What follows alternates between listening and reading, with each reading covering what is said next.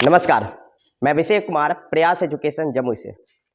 Sir हम आपको याद होगा शायद सोडा लाइम के टाइम पर जब हम लोग सोडा लाइम का रिएक्शन पढ़ रहे थे उस टाइम पर हमें क्वेश्चन दिए हुए थे ethanoic acid convert into methanoic acid और बहुत सारे लोग का हम कमेंट पढ़ भी रहे थे तो उसमें लोग बोले भी थे कि ये क्वेश्चन बना दीजिए और कुछ लोग बनाए हुए भी थे और जो लोग कुछ जिनके पास मेरा व्हाट्सअप नंबर है वो हमको सेंड भी किए हुए थे बनाकर, तो हम चेक भी किए थे। अच्छा लगा कि आप लोग बिल्कुल सही दिशा में आप इसको बना भी रहे थे, लेकिन मेरा काम है हम इसका आंसर आपके सामने में लेकर आए कि ethanoic acid convert into methanoic acid means ethanoic अम्ल को हम मिथेनोइक अम्ल में परिवर्तित कैसे करेंगे।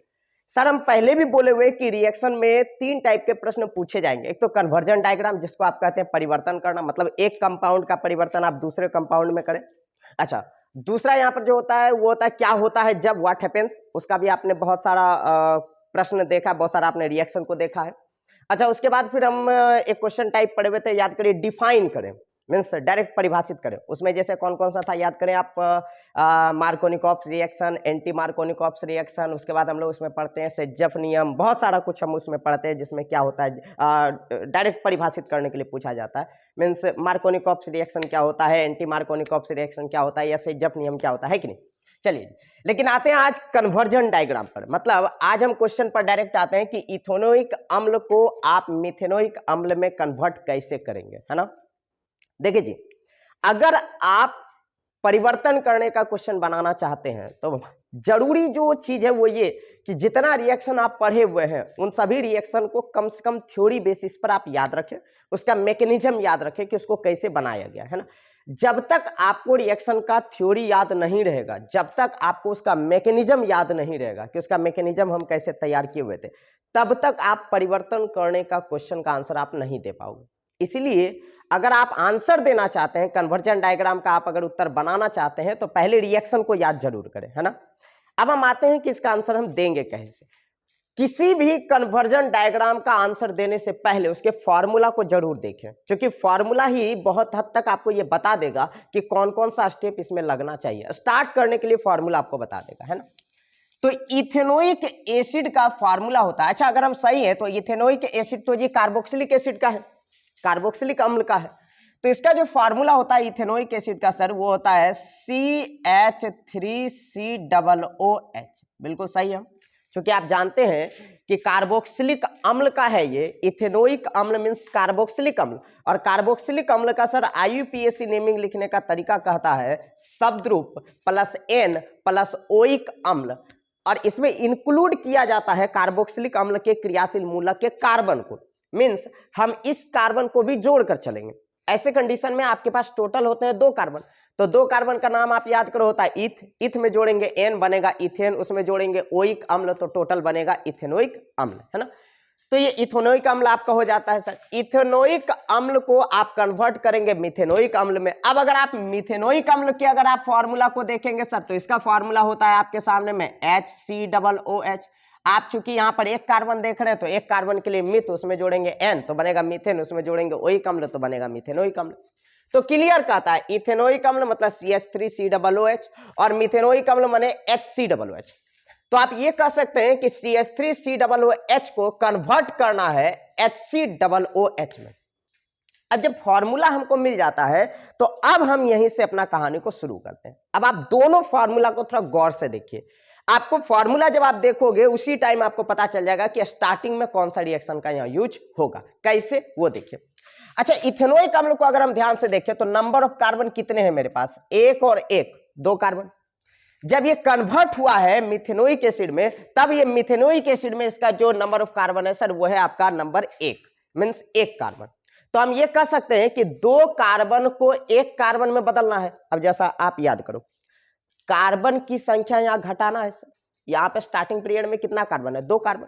इसको कन्वर्ट कितने कार्बन में करना है, 1 कार्बन में। मींस कार्बन की संख्या क्या करना है, घटाना है। आप याद करिए सर, कार्बन की संख्या घटाने के लिए कौन सा रिएक्शन लगाते हैं, तो आप याद करिए कार्बन की संख्या घटाने के लिए रिएक्शन का नाम था सोडा लाइम। अब हम सोडा लाइम का थ्योरी याद करते हैं। कार्बन की संख्या घटाने के लिए जिस रिएक्शन का प्रयोग करते हैं उस रिएक्शन का नाम है सोडा लाइम। लेकिन सोडा लाइम का थ्योरी कहता है कि शुरुआत में आपके पास होना चाहिए कार्बोक्सिलिक अम्ल। अब हम स्टार्टिंग में ही आपको सोडा लाइम का रिएक्शन का थोड़ा थ्योरी देते हैं, वो सुनिए। कहता है कार्बोक्सिलिक अम्ल की प्रतिक्रिया सोडियम हाइड्रोक्साइड से कराने पर सोडियम कार्बोक्सिलेट का प्राप्ति होता है या सोडियम कार्बोक्सिलेट का निर्माण होता है। आप ध्यान से देखो सर, शुरुआत में होना चाहिए कार्बोक्सिलिक अम्ल। कार्बोक्सिलिक अम्ल की प्रतिक्रिया NaOH से कराएंगे। स्टार्टिंग पीरियड में कार्बोक्सिलिक अम्ल होना चाहिए। क्या ये स्टार्टिंग पीरियड में कार्बोक्सिलिक अम्ल है या नहीं? तो जब ऑलरेडी मेरे पास कार्बोक्सिलिक अम्ल है, इसका मतलब है कि क्लियरली अब हम इसमें पहले से ही सोडा लाइम का यूज कर सकते हैं। मेरा बात आप शायद समझ पा रहे होंगे, एक बार फिर से रिपीट करते हैं। सर ये कार्बोक्सिलिक अम्ल है, यहां पर कितने कार्बन है? 2 कार्बन है। यहां पर कितने कार्बन है? 1 कार्बन है। मींस 2 कार्बन को 1 कार्बन में बदलना है, मींस कार्बन की संख्या घटाना है। जब कार्बन की संख्या घटाना है तो कौन सा रिएक्शन का यूज करते हैं? सोडा लाइम का यूज करते हैं। सोडा लाइम क्या कहता है कि भाई स्टार्टिंग में आपके पास कार्बोक्सिलिक अम्ल होना चाहिए। स्टार्टिंग में कार्बोक्सिलिक अम्ल है मेरे पास, जब है ही तो इसमें डायरेक्ट आप सोडा लाइम का यूज कर सकते हैं। तो यहां पर आप स्टेप बाय स्टेप, अब अगर हम इसके सॉल्यूशन पर आते हैं तो इसका सॉल्यूशन किस प्रकार देंगे, तो आप ना एकदम बिल्कुल स्टेप बाय स्टेप काम करेंगे। आप लिखेंगे फर्स्ट स्टेप, है ना, और पहले स्टेप का आप नाम दे दो। तो पहला जो स्टेप का नाम हमारे पास है सर, वो नाम है सोडा लाइम रिएक्शन, है ना, सोडा लाइम अभिक्रिया। अब हम इसका मैकेनिज्म को लेकर आते हैं सर जी। इसका थ्योरी कहता है स्टार्टिंग पीरियड में आपके पास क्या होना चाहिए? कार्बोक्सिलिक अम्ल। ऑलरेडी मेरे पास कार्बोक्सिलिक अम्ल, इसको उठा के यहाँ पे लाइए और इसको पहले डायग्राम में बनाइए। तो आप CH3 C double bond O और यहां पर है सर आपके पास H। बिल्कुल सही है, बिल्कुल सही है। अच्छा, सोडा लाइम में आप याद करो इसका रिएक्शन करवाया जाता था NaOH के साथ, मीन सोडियम हाइड्रोक्साइड के साथ। बिल्कुल सही है। अच्छा, यहां पर जो आपका उत्प्रेरक हुआ करता था, आप उस उत्प्रेरक को याद करिए तो CaO होता है। सही है। अच्छा, एक चीज आप याद होगा कि इसका मैकेनिज्म बनाने के लिए H के ऊपर चार्ज होता है। अच्छा, यहाँ पर हम एक सिंगल बॉन्ड डाल देते हैं ताकि आपको कंफ्यूजन ना हो। H के ऊपर चार्ज होता है प्लस और OH के ऊपर चार्ज होता है माइनस। अब आप इन दोनों को यहाँ से रिलीज कर दें। अगर आप रिलीज करेंगे, सॉरी इसका मैकेनिज्म में थोड़ा सा फॉल्ट हुआ, यहाँ पर आप थोड़ा सा बढ़िया से देखोगे। इसका आप मैकेनिज्म बनाने के लिए आप इस H के ऊपर प्लस ले लो और इस सिर्फ OH के ऊपर आप माइनस ले लो। सही। अब आप इन दोनों को यहां से उड़ा दें तो ये क्या बनकर उड़ेगा? अब आप बढ़िया से देखोगे तो आपको नजर आएगा H2O। बिल्कुल सही है। H यहां पर OH है तो ऐसे में H2 हो गया, अरे एक O हो गया तो H2O बन के उड़ जाएगा। और ये वाला जो सोडियम है सर, अब ये वाला सोडियम इस H के जगह पर आ जाएगा। अब जरा सा आप देखें कि ये क्या बनेगा। अब ये कुछ इस प्रकार देगा, CH3C डबल बॉन्ड O और इस जगह पर पुट हो चुका है Na। ये वाला Na अब आप यहां पर बिठा चुके हैं और अब यहां से जिस चीज का विस्थापन हुआ है वो चीज का विस्थापन हुआ रहा हमारा H2O। या आप याद करो ये सोडा लाइम में पहला जो स्टेप था वो कुछ ऐसा ही था, नहीं? अच्छा, कहा करता था कि शुरुआती में जब आप कार्बोक्सिलिक अम्ल में NaOH लगाते हैं तो आपको जी सोडियम कार्बोक्सिलेट देता है, जो हमको मिल चुका है। लेकिन इसी में आप याद करें इसका एक और स्टेप था, मीन्स दोबारा इसको उठाकर आप यहां ला सकते हैं। तो लाइए तो उसको उठा के यहां पे, तो CH3C डबल बॉन्ड ONA। सही है। अच्छा, यहां पर फिर से रिएक्शन आप याद करो कराया गया था NaOH के साथ, नहीं? और यहां पर जो हमारा उत्प्रेरक हुआ करता था सर वो था एकदम CO डायरेक्टली। अब आप क्या करते थे याद करें, आप यहां से इस साइड का सिर्फ CH3 छोड़कर और इधर का H छोड़कर बाद बाकी बीच का सारा चीज को मुड़ाया करते थे। अच्छा, एक चीज हम यहां पर और बोलना चाहेंगे, जो लोग मेरा डायरेक्टली फर्स्ट स्टेप ये सोडा लाइम लगाते हुए देख रहे हैं, मीन्स आप जो पहली बार इसको देख रहे हैं, तो हम एक काम आपको बताना चाहेंगे कि इसको देखने से पहले हम पीछे में सोडा लाइम का रिएक्शन बता चुके हैं। एक बार जाके उसके मैकेनिज्म को भी आप जाके देख लें। जब आप उसको देख लेंगे तो ये ज्यादा क्लियरली आपको समझ में आ जाएगा। तो जब हम यहां से पूरी तरह से इसको उड़ा देते हैं सर, तो क्या बन के उड़ता है? Na2 और CO3। अब ये वाला जो CH3 है और ये वाला जो H है, अब आपके पास ये दोनों बचा, आप इन दोनों को जोड़ दीजिए तो ऐसे में क्या बचता है? वो आपके पास बचता है CH4 और यहां से बाहर क्या निकला? तो Na2 और COO और O। ऐसे में क्या बनेगा? तो Na2 और CO3। और याद करें ये जो बना हुआ है सर वो बना हुआ है मीथेन। अच्छा, अब आप बढ़िया से देखो, एक चीज आपको जो नजर आ रहा होगा सर वो ये कि नंबर ऑफ कार्बन अब घट चुका है। यहां पर कितने कार्बन थे? 2 कार्बन। यहां पर कितने कार्बन आ चुके हैं? तो एक कार्बन, तो यहाँ पे अब आप नंबर ऑफ कार्बन आप घटा चुके हैं, मीन्स 2 कार्बन अब 1 कार्बन में बदल चुका है। अब इस मीथेन को आप यूं कह सकते हैं कि अब हम मिथेनोइक एसिड में कन्वर्ट करेंगे, मिथेनोइक अम्ल में कन्वर्ट करेंगे, यानी अब यहां से हमको ये बनाना। अच्छा, अब आप देखें तो ये 1 कार्बन, यहां भी 1 कार्बन, यानी अब दोनों आपके सामने में मिल चुका है, बराबर हो चुका है, इक्वल कार्बन हो चुके हैं। तो अब इससे इसको बदल देना है। तो कैसे बदलेंगे आप ध्यान दीजिए। तो अब आप पीछे से चलो, मीन्स इससे अगर ये बनाना है तब आप ये सोचिए कि हमको बनाना क्या है, हमको बनाना है मिथेनोइक एसिड, मिथेनोइक अम्ल, और मिथेनोइक अम्ल को हम कह सकते हैं कार्बोक्सिलिक अम्ल। तो याद करें सर, कौन सा ऐसा रिएक्शन था जब जिसके मदद से हम कार्बोक्सिलिक अम्ल बना सकते हैं। तो आपको याद होगा कि वो रिएक्शन का नाम था ऑक्सीकरण अभिक्रिया। आप याद करो, ऑक्सीकरण अभिक्रिया के द्वारा हम कार्बोक्सिलिक अम्ल बनाते थे। लेकिन क्या ऑक्सीकरण अभिक्रिया डायरेक्टली इसमें लगेगा? तो ऑक्सीकरण अभिक्रिया का थ्योरी याद करते हैं, स्टार्टिंग पीरियड में होना चाहिए एल्काइल एल्कोहल। याद करो उसका थ्योरी क्या था। एल्काइल एल्कोहल की प्रतिक्रिया नवजात ऑक्सीजन से कराने पर आपको शुरुआत में एल्डिहाइड मिलेगा, फिर एल्डिहाइड में आप नवजात ऑक्सीजन लगाएंगे तब आपको कार्बोक्सिलिक अम्ल मिलेगा। मतलब हम क्लियर कर सकते हैं कि शुरुआत में एल्काइल एल्कोहल होना चाहिए। क्या ये एल्काइल एल्कोहल है? नहीं है, क्योंकि एल्कोहल का क्रियाशील मूलक क्या होता है? OH। अब जब एल्कोहल नहीं है तो इसका मतलब है कि इसको हम एल्कोहल में कन्वर्ट करेंगे, एल्कोहल में बदलेंगे। तब आप याद करिए एल्कोहल में बदलने के लिए कौन सा रिएक्शन? तो सर जो एल्कोहल में बदलने के लिए रिएक्शन हुआ करता था उसका नाम था जलीय पोटेशियम हाइड्रोक्साइड।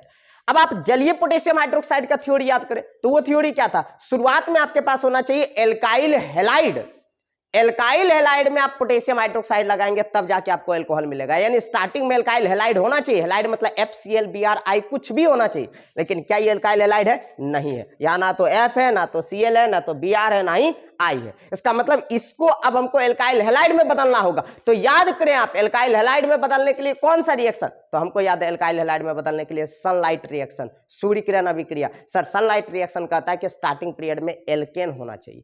एल्केन की प्रतिक्रिया क्लोरीन से या हेलोजन से कराने पर आपको एल्काइल हैलाइड मिलता है। एल्केन स्टार्टिंग में होना चाहिए, यह है मीथेन। और हम जानते हैं कि मीथेन एल्केन के अंतर्गत ही आता है। यानी अब अगर हमको इससे ये कन्वर्ट करना है तो स्टार्टिंग पीरियड में आपको इसमें पहले सनलाइट लगाना होगा ताकि ये हैलाइड में कन्वर्ट हो जाए। तो इसमें अब हम क्या कर सकते हैं सर जी? तो सेकेंड स्टेप में आ सकते हैं। तो अब आप सेकेंड स्टेप का यहाँ पे यूज कर दें। तो सेकेंड स्टेप में जिस रिएक्शन का हम यूज करेंगे सर वो रिएक्शन है हमारा सनलाइट रिएक्शन। तो सनलाइट रिएक्शन अब आपका क्या कहता है? मीथेन है। अब आप मीथेन को उठाकर यहाँ पर ले आओ। तो मीथेन को हम इस प्रकार लिख सकते हैं CH और यहाँ पर H, करेक्ट है। अब सनलाइट में याद करिए क्या हुआ करता था जी? तो X2 हुआ करता था। तो X के जगह पर सर जी हम Cl2 ले लेते हैं। यहां पर आप याद करो सर जी जो उत्प्रेरक हुआ करता था वो उत्प्रेरक था UV लाइट। बिल्कुल सही हम। अब जब आप यहाँ पे UV लाइट लगाएंगे तो H के ऊपर चार्ज कैसा होता है? प्लस होता है। Cl के ऊपर चार्ज कैसा होता है? माइनस होता है। अब आप इन दोनों को यहाँ से उड़ा दीजिए तो क्या बन के उड़ेगा सर? HCl बन के उड़ जाएगा। इसका पोजीशन वैकेंट हो गया, खाली हो गया। ये वाला Cl को आप उठा के यहाँ पे ले आओ। अब आपको जो मिलेगा वो देखिए क्या मिलेगा। तो CH और यहाँ पर है आपके सामने में Cl, CH 3 गो है और ये वाला Cl को आप उठा के यहाँ पे ला चुका। और यहाँ से जो विस्थापित हो रहा है वो क्या हो रहा है? HCl। तो आप यहाँ पे लिख दोगे HCl। अब आप अगर बढ़िया से देखें तो ये हैलाइड का निर्माण कर चुका है। जब हैलाइड का निर्माण कर चुका है तब आप इसका थोड़ा सा नाम लिख दे सर, अच्छा रहेगा। इसका IUPAC नाम क्लोरो और 1 कार्बन के लिए मीथेन। तो अब हम लिख सकते हैं यहाँ पे क्लोरोमीथेन, यानी जो हमारा कन्वर्ट हुआ है सर वो एल्काइल हैलाइड कन्वर्ट हो चुका है। अब आप दिमाग लगाएं कि ये एल्काइल हैलाइड में कन्वर्ट हो चुका है। अब जब एल्काइल हैलाइड में कन्वर्ट हो चुका है तब हम आगे क्या करें? अभी ये एल्काइल हैलाइड बना, अभी ये कार्बोक्सिलिक अम्ल नहीं बना, ये बनाना पड़ेगा। तो वो बनाने के लिए जी कहता था ऑक्सीकरण। ऑक्सीकरण कहता है शुरुआत में एल्काइल अल्कोहल होना चाहिए। अभी भी एल्काइल अल्कोहल नहीं है, यानी इसको अभी भी एल्काइल अल्कोहल में कन्वर्ट करना पड़ेगा। तो याद करिए एल्काइल अल्कोहल में कन्वर्ट करने के लिए कौन सा रिएक्शन? तो जलीय पोटेशियम हाइड्रोक्साइड। जलीय पोटेशियम हाइड्रोक्साइड क्या कहता है? आपके पास होना चाहिए स्टार्टिंग पीरियड में एल्काइल हैलाइड। ये एल्काइल हैलाइड है। तो अब हम जब तीसरा स्टेप बनाएंगे तो तीसरा स्टेप में इसमें लगाएंगे जलीय पोटेशियम हाइड्रोक्साइड। तो सर हम लोग सेकेंड स्टेप में पढ़े थे कि हमारा एल्काइल हैलाइड आ चुका था। अब चूंकि हमको बनाना है कार्बोक्सिलिक अम्ल, तो पहले भी बताया जा चुका है कि एल्काइल हैलाइड में अब आप जलीय पोटेशियम हाइड्रोक्साइड लगा दीजिए। तो जब आप जलीय पोटेशियम हाइड्रोक्साइड लगाएंगे तब वो एल्कोहल बन जाएगा। और जब एक बार एल्कोहल मिल जाएगा तब हम उसमें ऑक्सीकरण लगा सकते हैं ना। तो हमारा जो थर्ड स्टेप होगा वो थर्ड स्टेप होगा, आप याद करो, KOH, और इसी को कहा करते थे जलीय पोटेशियम हाइड्रोक्साइड। अच्छा, जो लोग जलीय पोटेशियम हाइड्रोक्साइड नहीं पढ़े हुए जाके ध्यान दीजिए, रिएक्शन में पोटेशियम हाइड्रोक्साइड दो टाइप का बताया गया था, एक जलीय पोटेशियम हाइड्रोक्साइड और एक एल्कोहलिक पोटेशियम हाइड्रोक्साइड। तो आप याद करो, जलीय पोटेशियम हाइड्रोक्साइड एल्कोहल देता है और एल्कोहलिक पोटेशियम हाइड्रोक्साइड एल्कीन दिया करता था, है ना। तो हम यहां पर एल्कोहल बनाएंगे, क्योंकि जब तक एल्कोहल नहीं बनाएंगे तब तक आप उसमें ऑक्सीकरण नहीं लगा सकते हैं। तो एल्कोहल बनाने के लिए हम लोग AQKOH का प्रयोग कर रहे हैं। तो AQKOH का प्रयोग हम कैसे करेंगे सर जी? तो वहां पर हमारा था क्लोरोमीथेन, यानी क्लोरोमीथेन को हम इस तरीके से लिख सकते हैं CHHH, और यहां पर हुआ करता था Cl। अब आप यहां पर लगा दें सर KOH, है ना। अब आप इस रिएक्शन को बढ़िया से देखें तो Cl के ऊपर माइनस और K के ऊपर प्लस, इन दोनों को यहां से हटा दें तो KCl बन के उड़ जाएगा, बिल्कुल सही है। और ये वाला OH को अब हम यहाँ पे पुट कर सकते हैं। ऐसे में क्या बनेगा? तो CH3OH और यहां से बाहर निकलेगा KCl। ये जो कंपाउंड इस वक्त आपके सामने में बनकर तैयार हुआ है सर, ये एल्कोहल का है। और हम जानते हैं कि एल्कोहल का IUPAC नाम लिखने का तरीका होता है शब्दरूप प्लस N प्लस ऑल। तो शब्दरूप यहाँ एक कार्बन है, तो एक कार्बन का शब्दरूप होता है सर मिथ, करेक्ट है। हम मिथ में जोड़ेंगे N और N में जोड़ेंगे ऑल, तो इसका टोटल नाम बनेगा मिथेनॉल, है ना। तो ये आपके सामने में मिथेनॉल बनकर तैयार हो चुका है। अब आप आएंगे सर जी फोर्थ स्टेप में। अब आप ध्यान से देखो कि ये फोर्थ स्टेप हमारा क्या देगा, है ना।